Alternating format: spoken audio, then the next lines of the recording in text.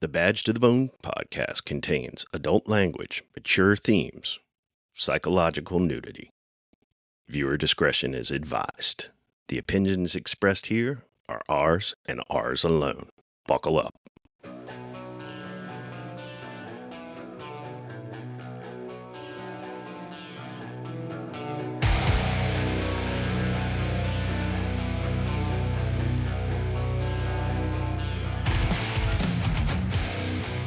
All right, welcome back to Badge to the Bone podcast. I'm Denny. I'm Al.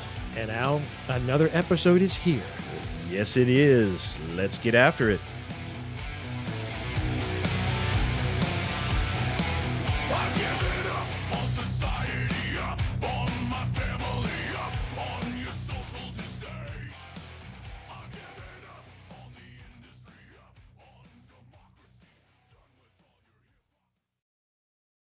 Al, How you doing? hello again. We're back. We are. Yeah. How's your week been? Busy. Busy. Even for us retired guys. You're it's retired. busy. How are you busy? Because I'm a domestic now. You're a kept man. I prefer the term domestic. I like to call you a kept man. Hey, you do whatever works. This is true. This is true. I don't have the body for porn. I just Agreed. Right. Agreed. I'm not really good with a wrench. So what else am I going to do? Yeah. Well, point well taken. Yeah. So we got a pretty good guest tonight. Yeah. And he wrote this article on an incident out in Tacoma, Washington, and I read it and I was like, "Holy shit!" And that's just exactly the kind of crap we talk about that's happening to LA all over the country. And of course, anybody who listens to the podcast is probably pretty familiar with how things went out in Washington, Seattle, and Tacoma, and all that. So, just we can say it batshit. Oh yeah. Total shit show. Shit. The Pacific Northwest lost its fucking mind. Yeah, clearly. And when I read it, I was like, oh man, I got to reach out, see if we can't get him on. And so sure enough, we got Rob Hollingsworth, and he's former Tacoma PD and former Las Vegas Metro PD. And he's apparently got quite a story. So yeah. Looking forward to hearing it. I have a feeling he's got more than a story. So, but hey, Rob, thanks for joining us here on Badge to the Bone. Thanks for having me, and to confirm, they have lost their fucking minds. They were like, "Hey, California, hold our beer." I always say, the I-5 corridor starts at San Diego, runs up to the border, which is actually where I grew up, by Canada. And they start crazy down in San Diego, and then as you get further north, they get even further off the deep end. The amps are up to 11. Jeez. So you started your career out with Las Vegas Metro. Henderson Police in Las Vegas. Okay, yes. Henderson Police. Okay, yeah. gotcha. I applied to Metro, and there was some banter back and forth on who was going to hire me first. And my Las Vegas Metro detective actually knew I was getting hired by Henderson first. And I was like, well, I'm going with the first offer. So yep, that's where I went.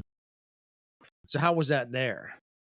It was pretty good. I was there 3 years. Okay. Definitely better than Tacoma. Didn't pay it as much because you do get paid a lot in the Northwest, but you got to deal with a lot more BS, and it's more expensive to live a little bit. But I had some fun. I probably experienced everything that you could even think of. Real violent, officer-involved shootings, active shooters, notably the Route 91 in 2017. Oh, yeah. Yep. You name it. I worked graveyard the whole time, so it was pretty wild. Oh yeah, I'm sure it was wide open. Was it right up against like Las Vegas proper? Or? Yeah, you can't really tell it. So Henderson's the southeast portion of the valley. Okay. I think they're the second biggest city officially, but the three biggest police departments you're going to have is Las Vegas Metro, obviously, and then you're going to have Henderson and then North Las Vegas. Gotcha. Okay. So then you went out to Tacoma. Yep. That's where we're from. Lateraled there. Okay. In 2019. My first year was pretty good there. That was, so 2019, and then 2020 happened. So we lived through all that crap, and then I mean, they were dealing with it everywhere, obviously, but Right. not to the extent. I mean, we were just literally watching people break into buildings and businesses and steal all their stuff and put people out of business, and the mayor's holding them or hugging them. You're watching, just kind of like you're watching a movie. Yeah, I just sit there making overtime money, sitting in my car doing nothing. So Wow. okay, burn the city down. Yeah. It Got was on not SWAT. terribly dissimilar here. Yeah. There's a common theme. Mhm. Yeah. So So, you wrote this article. You had an incident, and I understand kind of went to court, but it was 2 officers that were charged, correct? 3, 2 with 3. murder. The latter, um, I won't name them. Right. They're great Sure. guys, so I'll never name them. But yeah, the third guy, good dude.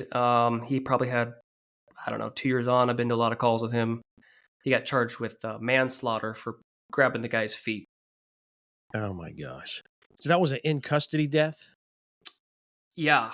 So what happened? I happened to be in California, believe it or not, on vacation. Because it was my squad. It was a double squad day. Oh, jeez. I mean, it was early morning. I don't remember exact 2-3 a.m. something like that, and they drive up on the sky, south side of town, which is horrible, horrible place. And they see him. I think he's trying to steal a car or break into a car. Jump on him and fights immediately on. The 2 guys that were there first, they're riding in a double car, both well-versed officers. One of them I ended up replacing on the SWAT team. Other guys, both military veterans. I've heard the radio traffic as well. So when you work with these guys, if one dude calls something out, you're like, that doesn't sound right. I'm just going to go. Yep. Definitely Yep, that. know And it's exactly both what of you them. mean. And you could tell that they're in a fight. So everybody responded. I mean, multi-agency response. County sheriffs went there. State patrol. Guy ends up getting put into custody. Then basically codes. So they call the fire department. Fire department Tacoma lollygags over because they're going to nothing but mental health calls and people overdosing. So they take like 12 minutes to get there. I believe work on him for a while. Then I think he gets declared at the scene. So from there, I assume, of course, they launch an investigation. Yeah.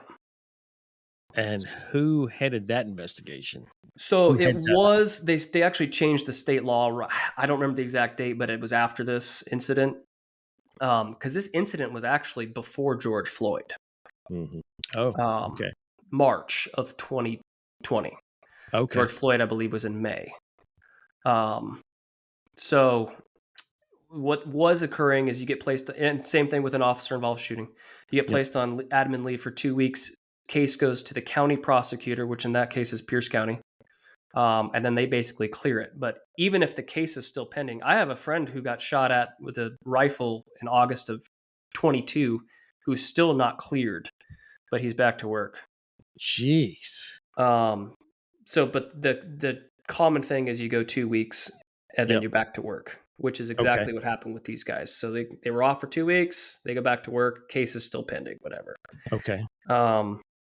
And then there's the nonsense with the medical examiner. So what happened with that?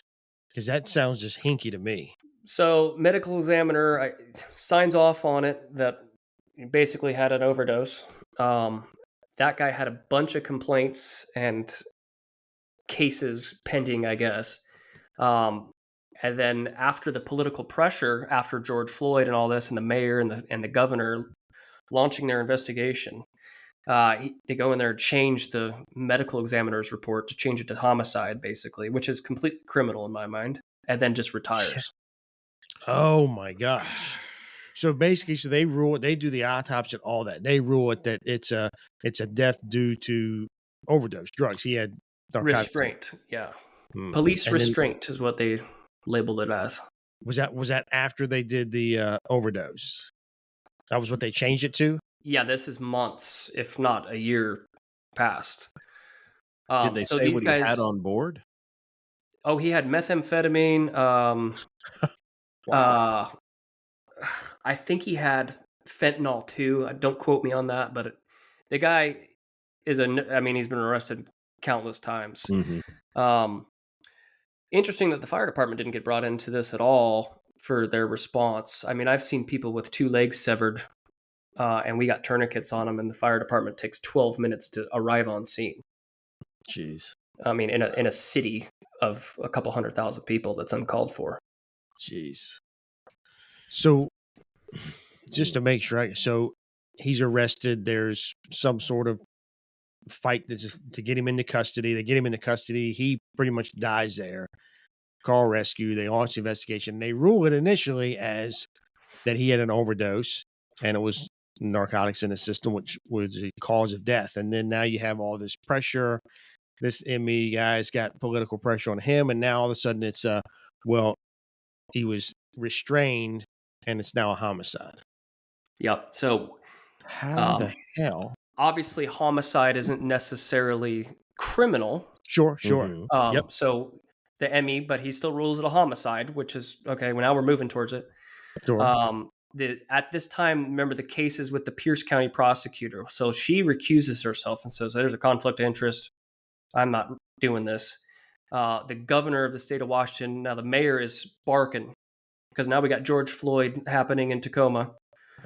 She's barking. The governor of Washington, who's a wacko, Jay Inslee, he tells his attorney general, who's going to be the next governor of Washington, quote me on that, to launch an investigation. Attorney general, and so at this point, these guys get put back on admin leave, by the way. So they've been back to work for almost a year at this point. Gee, so he has the attorney general after that basically reopen an investigation. Yep. Go back and look at this. These guys that have been working now for a year, now it's like, oh, hey, you're back on admin leave because we're now reinvestigating this. But it's post George Floyd. Right. So incident is pre-George Floyd. Right. Reopening post-George Floyd because we got to jump on that bandwagon. Yep. And then, and I covered it in that article, the political probable cause affidavit, how it was written is just atrocious. You can't write a report backwards, expect an end result, and then write your facts to support it only, and then leave other actual facts out of the report, which is exactly what they did. And what's amazing, if you do that kind of report work as a police officer, they fry you. You'll get ripped apart. And hell, they'll be likely to damn charge you almost. So for those that aren't familiar, take us through that probable cause affidavit. The one that was actually written? Mm-hmm. I don't have it in front of me, so I'm not going to quote. But basically, they said, oh, he was at church and walking home from getting donuts. Of course. They get out. And it was just stuff that was not pertinent to the actual case at all, but supported making the officers look terrible. And they knew, well, who's going to stop them if the attorney general is writing it? Who's going to come trump the attorney general's probable cause? Right. That's all they're trying to do, get the guys charged. So they wrote the affidavit to get them charged, which you could do fraudulently with anyone for basically any crime. Yeah, it's just insanity that goes on. What concerns me with that is it's almost like there's a trend now where, because when you have people that are using, meth, cocaine, any heavy drugs, and they end up getting in a fight with police, the likelihood of them dying is pretty good. Their heart can't take it. And now it seems like that is being used, that everybody wants to ignore the fact that they're on some sort of narcotic that's affecting them and they're fighting. And they're just going to focus on the fact that the police just merely put their hands on them. Oh, now we're going to charge them with homicide. I mean, well, there was a similar case in New York, right? Right about that same window, if you recall. It was like, was it Syracuse, Buffalo? Might have been. I don't recall. And I think it was a guy. Was it Buffalo? Guy was just tripping out. He was high as a kite. They put a spit hood on him. Oh, that's and, right. and, Yes. The and he old- coded, Yeah. and they tried to That's- hang the officers out for that. Yep. And The they tried to infamous hang out spit the EMS crew too. Right. And it's just there's no basis for it. Just the fact that you arrest somebody, it didn't cause their death.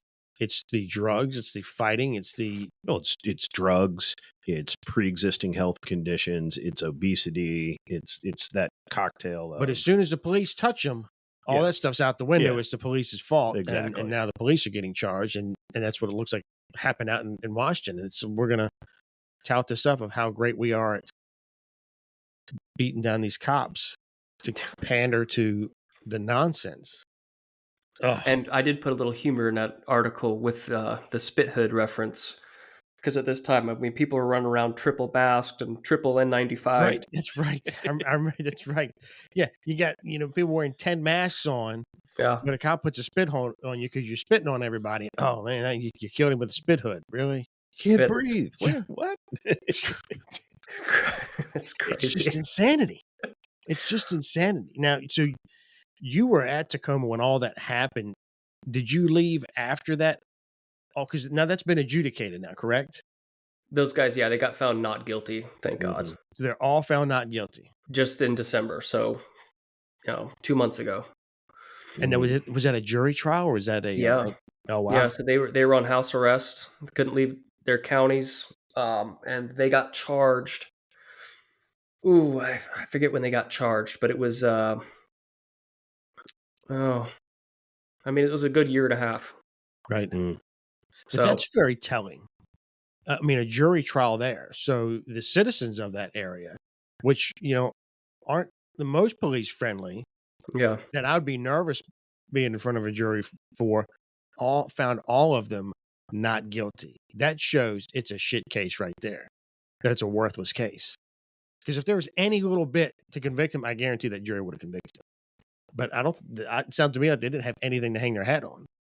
Nothing to go. there was really no case to begin with aside from the political Right. nonsense. And then the chief that we got out there. So to answer your question, I think you were just about to hit it. I decided I was going to leave there the day they got charged. Yep. I told my wife, I said, we're done. So, I don't and blame it took you. me, I mean, took me about six to 12 months it's just to get out of there. If you're working the streets, it's a matter of time before you get wrapped up in something. Yeah. Well, and just where are we going to go? What do we want to do? And not make any crazy decisions. But March of 22 is when I ended up bouncing out. Okay. Mm. Good for you. Now you did because I watched it. I did a little bit of research. You gave your sign off. I did. Tell me about the sign off, just for folks that's listening and most familiar with it. It was pretty good. So, mind you, I lived all this for 2+ years, just watching how our profession, which is an honorable profession, gets treated. No one has a backbone to stand up to any of the crazy rhetoric as far as a police chief or leadership. So when I decided to leave, I gave my 2-week notice professionally, and that was the first time I actually laid eyes on the chief after he was there for at least 6 months. Never came to briefing. Mind you, he's brand new to the department, came in from Texas. Give him my letter, and he was like, "Oh, what's this?" I said, "Yeah." So, and it was a professionally written letter. In fact, the news media requested it, so it was actually put out in the news. And I said, "Hey, I'm requesting an exit interview. Blah blah blah. Politics of this place has made my decision to leave incredibly easy, and so that's what I'm going to do." I didn't hear a thing back from him after I walked out of that office. Wow. And then so my last night, I was contemplating, I go, I think I'm going to stir the pot a little bit. There's people, even if you disagree with all of it or part of it, whatever, there was stuff that needed to be said, at least for that department, but I'm guessing for a lot of officers nationwide.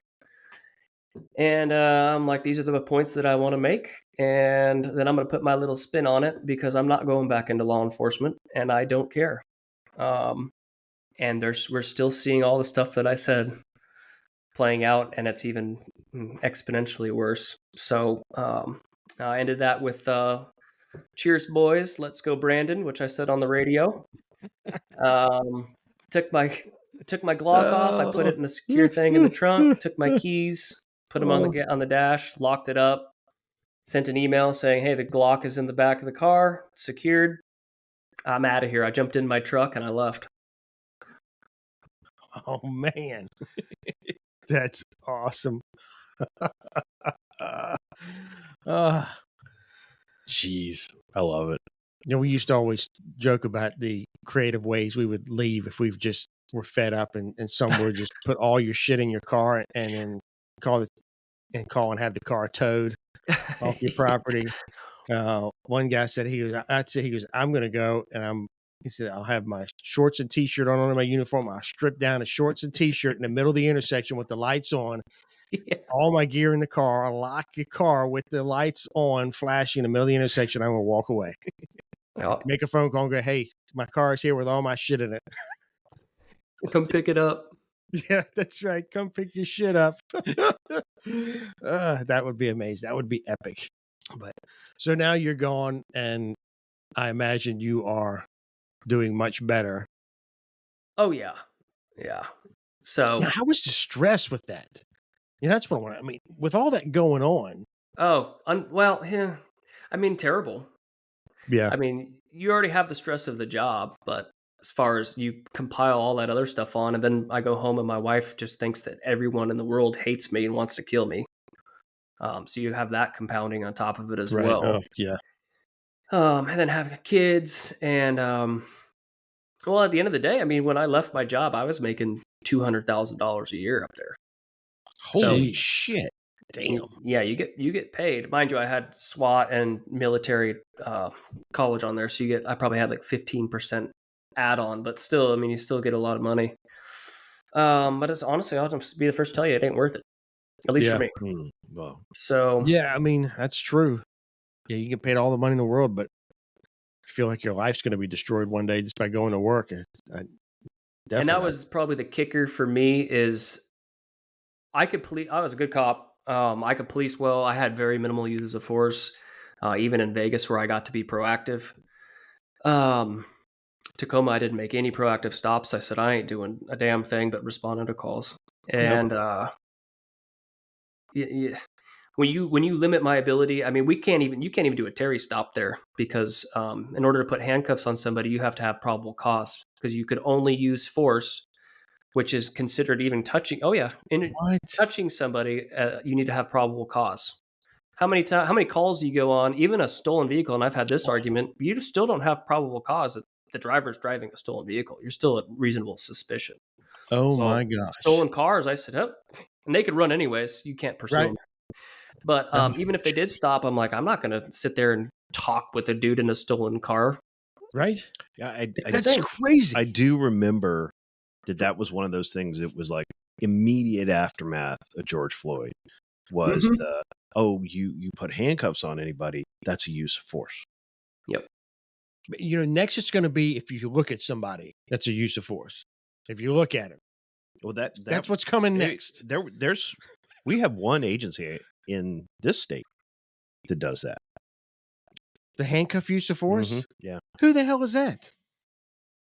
Well, U.S. Supreme Court case law doesn't mean anything, I guess. It was no. Norfolk State University. Really? I remember they went to that a couple years ago, right about the same time.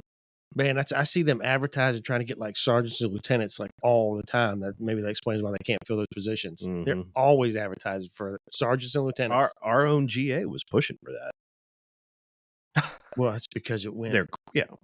It all went way left. Mm-hmm. Yeah, now they got the whole. I mean, they're still pushing for ridiculous shit. Mm-hmm. Yeah, so it's spreading everywhere, and it's unfortunate. So to sum it up, at least for that chapter, I said, screw it. We're moving to either Texas or the Carolinas or Utah or whatever. And we came here. I live in South Carolina now, and I love it. It's a great place. Very little bullshit here. Yep. And I get left alone. It's a good free state. Yeah. Yeah. My middle son lives down there, and he loves it. We visited down there, and I'm like, oh man, I'm going to have to start looking at some spots to retire down this way. Because Virginia's becoming, a coin toss nowadays. It's which Right. way it's going to go and how it's going to turn out. So I may have to migrate south. Plus it's warmer and I like the warm. Mhm. But so now what are you doing these days? So I started my own consulting company in insurance and storm restoration. And then I have a community I'm building called Plant Your Flag, where we're helping first responders, most of them law enforcement and military guys, transition out into whatever they want to do. But we're more geared towards entrepreneurship and starting a business and forging your own life instead of being dependent on some political whacks that determine how much you get paid and how much you work. Yep. Yeah, I've noticed, Alex, I've been doing some reading and I've noticed you've been posting some things and putting comments on things on a lot of transition stuff. And we've started talking about that as well. I think that is definitely an area that doesn't get a lot of attention, that needs folks leaving law. And I don't care whether you're retiring or whether you just decide to step away from law enforcement, or for me, even if you're fired, it doesn't matter. You still need to have some sort of transition away from that type of career, because you're leaving with a lot of baggage. Yep. And you're ingrained in that LE mentality. Yeah, any of the service professions, fire, EMS, LE, military. So the military does transition training before you get out. Yeah, it's like a week-long class that they do. Yeah, and I don't know what it is today. It was, I mean, I barely remember. I went through it as a week long, but at least it's something. But at least does nothing. Nothing. You've gone through all this crap. You've seen all this stuff. You've had all this stress. You're getting out, and it's just kind of like, okay, yeah, thanks, see ya. Yeah, and a lot of folks get stuck that they can't. Yeah, you're just. I mean, you're once the day you walk out the door, and that's it. It's like you're never there. They don't care. And then a lot of it, you're ostracized. So people that you would call friends, they won't really check up on you. You got your compounding mental health issues. Maybe you work graveyard for 15 years. So go ahead. How's your sleep schedule? How's your family life? Right. And then a lot of them identify only as an officer. So, right. Once they lose that, what's left? I mean, who knows how family is at home? I got a friend, he actually took his life from, I was on SWAT with him in 22. So right after, about 3 months after I left, he killed himself. In my opinion, it's because he couldn't physically do the SWAT team anymore. And so they were going to have to remove him. And that was the only thing he had. No wife, no kids, 15 years on law enforcement. So once you lose that identity, it's kind of a rocky road. So we're trying to bridge that gap. Yeah, that's a good point, is that identity. We've talked about that too, and having that identity. And then, another good point that you brought is the folks that were your friends or your buddies that you talked with a lot, and then you get out and then you don't really hear from folks anymore because you're kind of out of that circle. And whether it's intentional or not, I think a lot of it's probably unintentional, but either way, you're kind of out of that circle and you feel it. And that's tough. Yeah, 100% agree. Like, and then I talk about the your conscious mind not allowing your subconscious mind to expand and grow, because you're going to go. Once you leave law enforcement, everyone will leave law enforcement. So, what's your next chapter? But when you leave, your mind limits your ability to think about and hypothesize what you want to do and how big you want to set up your life. So you get guys that they'll retire, then they'll go back to a different department, or they'll go work security or whatever it is. You're just kind of, I don't know, you're just kind of kicking the ball down the court. Yeah, I think a lot get stuck in the mindset that, well, this is all I know how to do and I can't really do anything else. And there's really nothing farther from the truth. Correct. You're institutionalized. Yeah. You're almost like the guy who got released from Shawshank. Right. Yeah. I mean, right. He doesn't know what to do with himself. That's all he's ever known. Well, Dufresne did. He went and he was on the beach somewhere, so he did all right, but he figured it out. But well, I it is very important, and I've told this to young officers when I was training, that you got to have something else. You got to have people in your life. You got to have activities or hobbies or whatever that don't have anything to do with this job. yeah, I mean, it's good seeing all the transition talk that's going on right now, because that's never been around, but it really seems to be growing lately. But and Robin, you're a good example of that as well. That you've got out and you've stepped right into something else and continue to move forward. And I think it's hard for a lot of folks to do that. I do think a lot of LE or first responder in general just can't see themselves in another role or in that next chapter. They cannot visualize what that next chapter is. Yeah, so I had my share of struggles too. So like when I talk about stuff, it's like Sure. it's legit. Like this is how I felt. I cannot be the only one that felt that way or went through all that stuff. Yep. Physically, I mean, your body, like I stopped carrying a gun for like 6 months just to get, I'm like, well, maybe I'm hyper vigilant.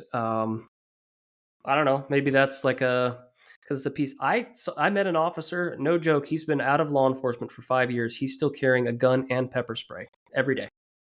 And pepper spray? And because they're objects. Yeah. So yeah, he's holding on to that. And I go, dude, you just try just not doing it. Just separate yourself. I carry a gun now, but it for me at least, it was just like, hey, how can I reset? So it's not easy. Like even if you retire or you do a year, like it's not going to be easy. I think the longer you're in law enforcement, it's probably going to be more difficult. Sure. Obviously, but yeah, and I think, I mean, if you had any advantages, I'd say 6 years as opposed to being like 10, 15, 20 into it. I got a very close friend of mine, got 15 years, 16 years in, and he's over it, and went through all the 2020 bullshit here. But you're almost stuck then. You're so deep in the weeds, you can't get out.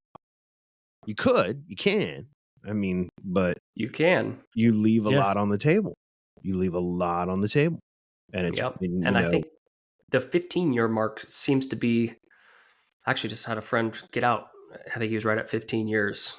So he's losing stuff out, but he's just like, I'm done. He started a business doing gun stuff. But I had considered going back to Henderson in Vegas. But I could have got my seniority and stuff back.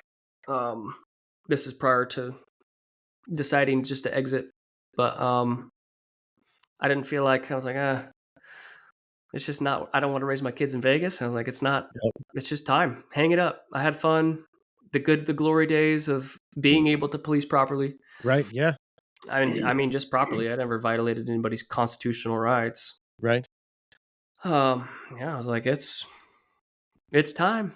So yeah, I think anytime you tell yourself when you go, you know what, it's time, then that is a clear signal that you got to ignore all the other stuff in the back of your mind going, oh, well, I should stay for this, or I can't do much. If you're getting that message that's saying it's time to close that chapter, then you got to heed that warning.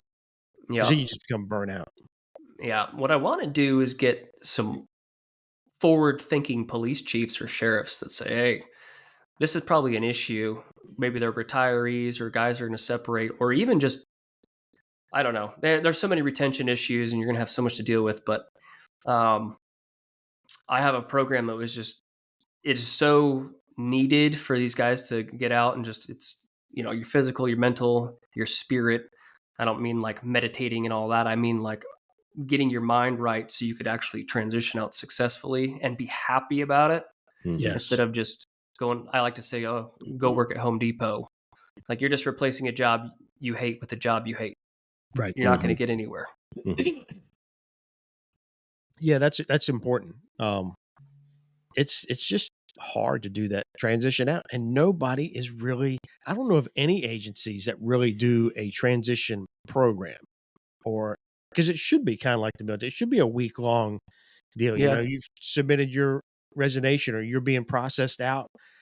I mean, and I'm a believer in it doesn't matter what's the reason, even if it's an employee that you decided you're going to terminate, they still got baggage from being there, and you need to still put them through some transition because they're still going to have to go out into the world and find their way and find something they can do and to try to have some success somewhere else. So just this, even if you're fired, you're fired, get the hell on out, see you, bye, good luck. That's just shitty. I can tell you that I don't know of anybody in our state that's doing that. The state of Virginia, when you retire from them, they sit you down and you do an hour or two with HR. It's just benefit stuff. Right. That's it. Yeah. That's the only thing you get. And my last day, I didn't see my chief or my command staff or anything. Turn your gear in. 21 years with that agency. Just a number. Yeah. Yep. I didn't, I like to say you got one life to live. I mean, me, I'm a little bit younger. I'll be 36 in May, but yeah, you're a lot younger. Yeah. But, I mean, you still and the average age, not to scare you or anything, but the average age of a law enforcement officer to live after retirement is like 5 to 7 years. Yes. Yeah. I'm probably going to die on the way home. I mean, there's time.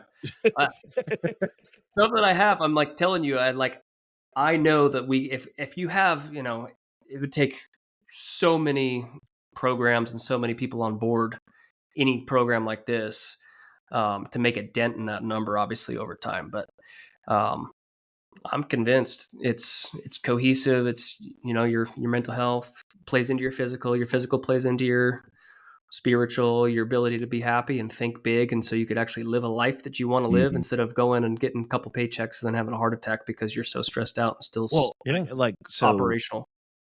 My father he wasn't in law enforcement or public safety, but he worked in the school system. He was an elementary principal most of his career. Did 35 years in the school system. Worked from roughly the time he was 12. He was working a job. And then, like I said, 35 years in the school system. He retired and he was dead within 18 months of retiring. And he was 59. That was 20 years ago, over 20 years ago.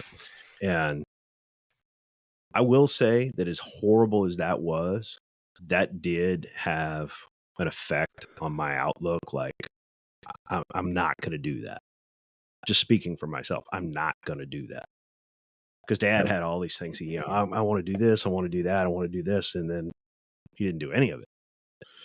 So, again, that was 20 years ago, but that made an impact because I'm like, oh, hell no, I'm not doing that. No way.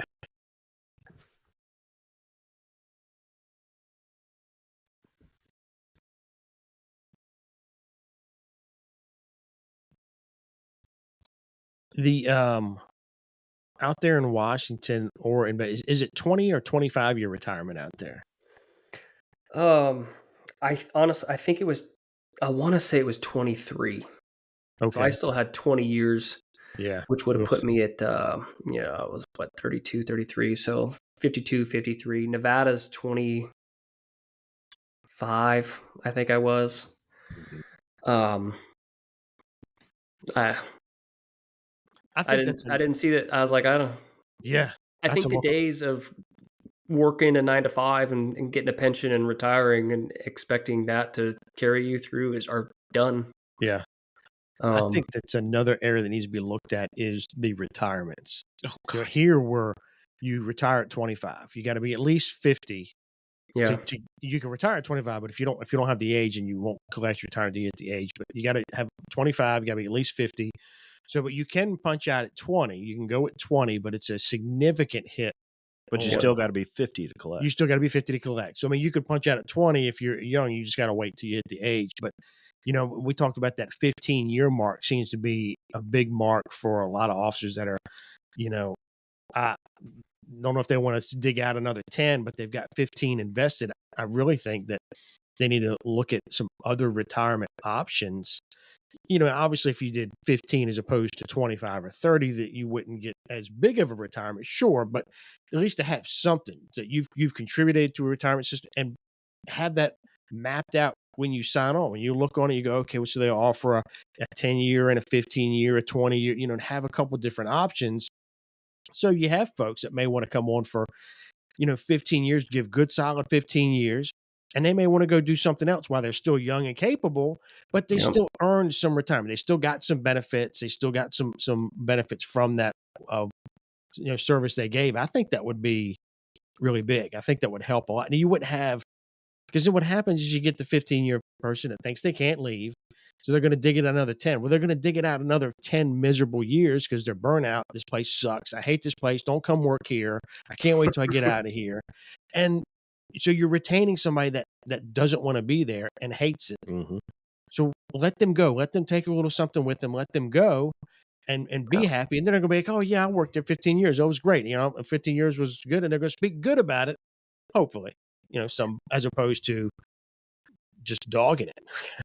Yeah, I like the idea of like a military contract type thing. Yeah. Yeah. Like, hey, my contract is 5 to 10, 15 years, whatever it is. This is what I'm going to make. This is my pay through that time. You do it. You earn X amount at the end of it. If you leave early, you don't get it. Right. Mm-hmm. Yeah. No, I think that's good. I think having those different options. I really think 20 years it ought to be the cap.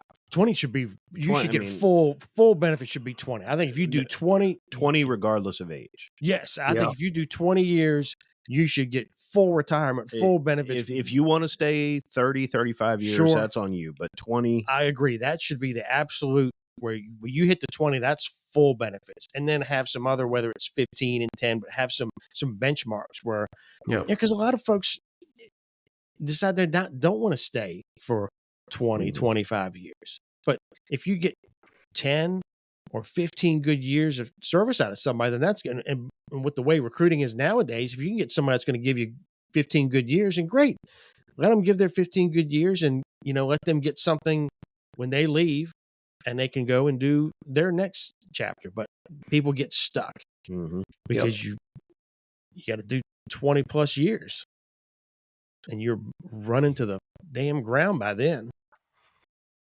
That's where I was at. I was considering going back to Vegas, and then I would have had to do 4 more to be vested, I think. And I was like, okay, if I get vested and then I just bounce out at like 53 years old, I can collect like $800 a month. I'm like, what is the point of that? It's stupid.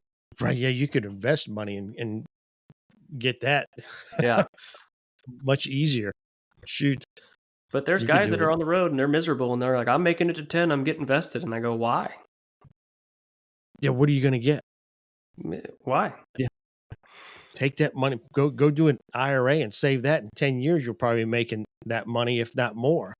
I actually cashed out my IRA. I rolled it over, and then I do real estate stuff. So I lend it to people and make 20% interest.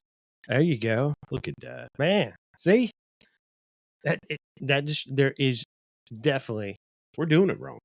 Well, I know we're definitely doing it wrong, but that just shows that there is plenty to do after LE. Yeah, just gotta open up your mind. Yeah, that's so true. That's so true. Well, that's it. I'm glad you came on, because that's the kind of message I think a lot of people need to hear. That there's life after. I wish I had somebody in my corner when I was doing it, and I know we were talking about Jess. So she's doing it. A couple other people, and everyone's got their own little niche. I'm helping officers write resumes or whatever. So what I've done is just teamed up with a bunch of people that do all sorts of stuff, and then bring them into one collective place. Yeah, I lost my train of thought there. See, that's what happens when we're getting old. See, this is what you have to look forward to. That's not police work. That's age. That's just being old. But yeah, and I always, one of the tricky things I do think about it is trying to walk that line of, it's not like I want to tell everybody to get out of policing, which, but in a way you kind of do because you're like, get out. But you want good people to stay because they need good people.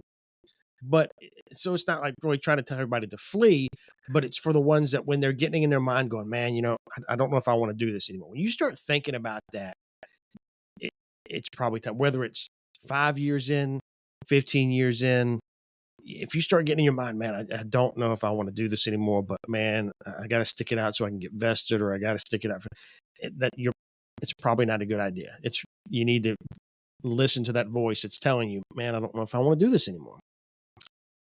So, go ahead. No, go ahead.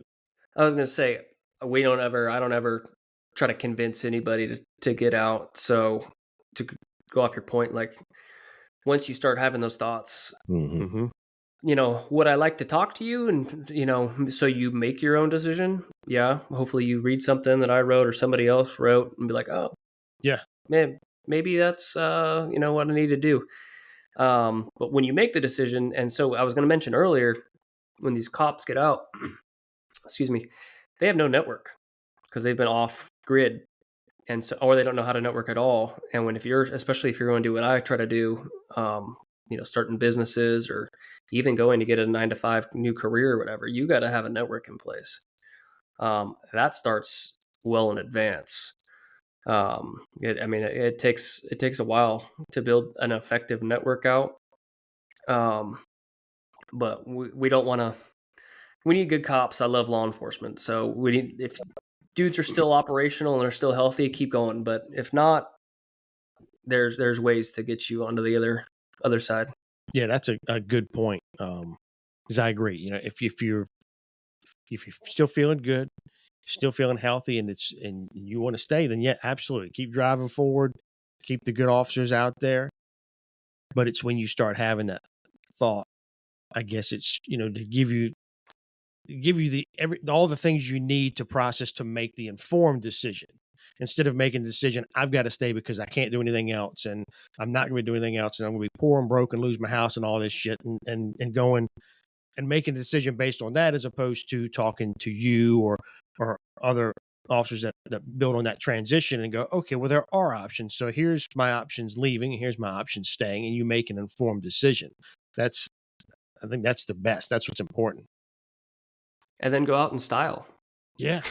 Yeah. He just burned that bitch down. That's right. Let's go, Brandon. Well, there's a lot of us though too that they go, "Well, I was a cop, and I don't. That's the only skill I have." That's not true. But you got to break it down. Yeah, and you go, no. Look at all the skill sets. Yeah, that you have that you may not even realize that you have. Yeah. Mm-hmm. I'm in an industry that I was never in before. And I just saw an opportunity and I'm like, oh, and then I started trying it out. I'm like, well, I'm actually good at this crap and I could scale it. And I could network and I could talk to people and make business contacts. And so I just started doing it.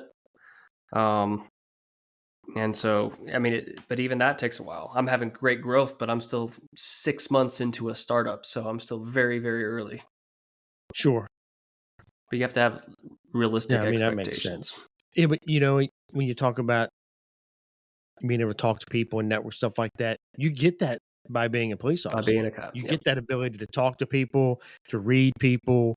You talk to all walks of life. So that is definitely a skill that's developed from being on the street or whether it's a street cop or a detective or anything. That gift of gab, most have a little bit of it already, but you definitely learn that from the job, and that's easily transferable to all kinds of stuff.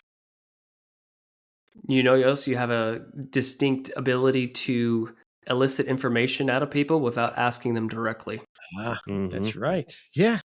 I think people forget that. And that easily translates out into the civilian sector. It really does. Yep, 100%. Well, you may not, excuse me, you may not even go, like, I don't have a network. Really? What about all the business owners you interacted with? All the community leaders you interacted with? Neighborhood people, stakeholders of any sort. people at other agencies. Yeah. Other sections of government. Yeah. Yeah, no doubt. You have a network. You just may not realize it. Well, you got to put Yeah. yourself out there instead of Mhm. staying dormant and in the dark. You got to start putting yourself out there. I did a post last week about like social. I hate social media for the most part. Mhm. I don't like the concept of it, but it's very effective and it's free. Yeah. Mhm. I did a post like about a week ago, and I had multiple business contacts from the prior 3 days. I did the post. Not 5-10 minutes after I did the post, an attorney called me. He goes, "Hey, a contractor gave me your info. This is what I'm doing. I'm going to go after insurance companies for not paying for claims, blah, blah, blah, blah. Can you help me out with that?" I go, "Absolutely. Let's do it." And then he goes, "Yeah, I'm going to, I see a lot of these going to trial, blah, blah, blah." And I go, "Would it appease you if I told you I've probably testified as a law enforcement officer at least 30 times?" And he goes, "Holy shit, this is a fucking godsend." So now we're doing work. This was last week. Oh, nice. So, Nice. I mean, you'll never know just by talking to people what skill set you have to Mhm. bring Yeah. to the table that they might be like, "Oh, Yeah, man, that's true. That's good. That's good stuff. Now, so you are doing stuff for first responders and particularly law enforcement transitioning out. yep. Yep." If you go to pyftribe.com, it's called Plant Your Flag. Okay. So we're trying to get people to expand. And I actually have a podcast coming out here in a month. We're looking at a studio tomorrow. Nice. But yeah, we're trying to get people thinking and moving big so people get on to the next chapter and stop being so miserable. Right. Again, we're not convincing people to get out. We're just building a community of a network of people to come together and start collaborating with ideas, making business contacts. But everyone's going through the same thing. That's awesome. I like it. We'll definitely advertise for your website and And I will say this here, that if we can help with that in any way, Yeah. we absolutely will. Yeah, absolutely. I got a business partner too, so maybe we'll have to come on again. But yeah, absolutely. We can we're gonna do definitely it for veterans, military veterans as well. nice. But yeah, the law enforcement, I take a more of a personal side of that. He's guard SF in the Army, and so he's got that aspect covered. I was Navy, but I mean, my Navy transition was 2 weeks into a police department, so I'm like, yeah, it was pretty easy for me. Law enforcement stuff is where I hit home. Right. Yeah, it's the bread and butter right there.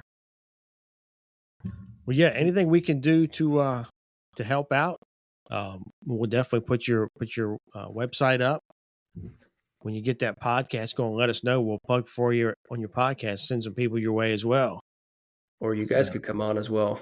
Hell yeah, let us know. Hey, We'll be on there. We'll do it in a Yeah. heartbeat. Absolutely, absolutely, man.